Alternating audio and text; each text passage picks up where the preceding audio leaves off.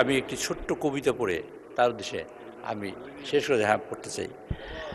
মাননীয় স্পিকার, আমার কবিতাটা হলো আপনি কাইন্ডলি শুনবেন আপনারা। তিনি আসার আগে দেশটা যেন ভাঁজ করা মানচিত্র ছিল। নদী ছিল, মানুষ ছিল, স্বপ্নও ছিল, কিন্তু দিগন্ত খুলে দেওয়ার মতো কোনো হাত ছিল না। তিনি এলেন, বললেন খুবই কম কথা, সময়ের কপালে লিখে দিলেন একটি উজ্জ্বল উচ্চারণ, বললেন উই হ্যাভ এ প্ল্যান।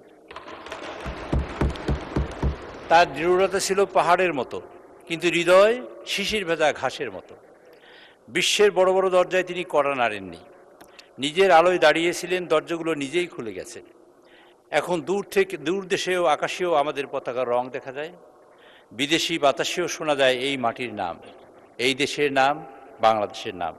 নেতৃত্ব মানে শুধু সামনে হাঁটা নয়, নেতৃত্ব মানে অসংখ্য ক্লান্ত মানুষের চোখে স্বপ্ন জাগিয়ে তোলা, আশা জাগিয়ে তোলা। গতকালকে টাইম ম্যাগাজিন পত্রিকায় বিশ্বের সেরা 100 ব্যক্তিত্বের মধ্যে আমাদের মাননীয় নেতা, আজকের সংসদ নেতা এবং প্রধানমন্ত্রী জনাব তারেক রহমান সাহেবের নাম আছে এবং তিনি সম্মানিত হয়েছেন। তিনি সম্মানিত মানে দেশকে সম্মানিত করা, তিনি এই জাতিকে সম্মানিত করেছেন। আমি তার জন্য আমার তরফ থেকে, সংসদের তরফ থেকে তাকে আন্তরিক মোবারকবাদ জানাচ্ছি, ধন্যবাদ জানাচ্ছি। না, মাননীয় স্পিকার, আমি মাননীয় সংসদ নেতা, তিনি যেসব কাজ করেছেন, একসময় উনি ছিলেন নির্বাসিত, 17 বছর দেশের বাইরে ছিলেন। 17 বছর পরে দেশে এসে আসলেন। আসার পরে মানুষের মধ্যে এরকম আশা জাগিয়েছেন, যে আশায় অনুপ্রাণিত হয়ে সারা দেশের মানুষ আজকে অনুপ্রাণিত হয়ে তাকে বিপুল ভোটে বিজয়ী করে এই সংসদে পাঠিয়েছে।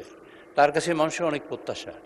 এই দেশের মানুষের তিনি ঘোষণা দিয়েছিলেন তার ইশতেহারে যে তিনি বিভিন্ন কাজ করবেন। মাননীয় স্পিকার, আঙুলের কালি শুকোবার আগেই তিনি তার কাজ বাস্তবায়ন শুরু করেছেন এবং তার মধ্যে ফ্যামিলি কার্ড অন্যতম, যার মহিলারা পাবেন এদেশের, এবং তারা পেয়ে অর্থনৈতিকভাবে স্বাবলম্বী হবেন এবং দেশ সঠিকভাবে পরিচালিত হবে। তিনি ফার্মার্স কার্ডের উদ্বোধন করেছেন, কৃষক কার্ডের উদ্বোধন করেছেন এই 1 বৈশাখ। এটা অত্যন্ত একটা বিপ্লব এবং যুগান্তকারী ঘটনা বাংলাদেশের জন্য।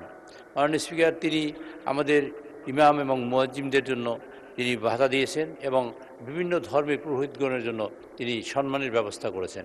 তিনি প্রথম ক্যাবিনেট বৈঠকে, প্রথম মিটিংয়েই প্রথম সিদ্ধান্ত ছিল 10,000 টাকা কৃষি ঋণের সুদ মওকুফ করে, ঋণ সহ। এই জাতীয় কাজ যিনি করেছেন তিনি তারেক রহমান। আজকের বাংলাদেশের মানুষ তাকে স্বীকৃতি দিয়ে সংসদে পাঠিয়েছে, বিশ্ব তাকে স্বীকৃতি দিয়ে আজকে টাইম ম্যাগাজিনে তাকে স্থান করে দিয়েছে। মাননীয় স্পিকার, আমি আমার তরফ থেকে এবং সংসদের তরফ থেকে দেশবাসীকে অবহিত করে সকলের তরফ থেকে আমি তাকে ধন্যবাদ জানাতে চাই।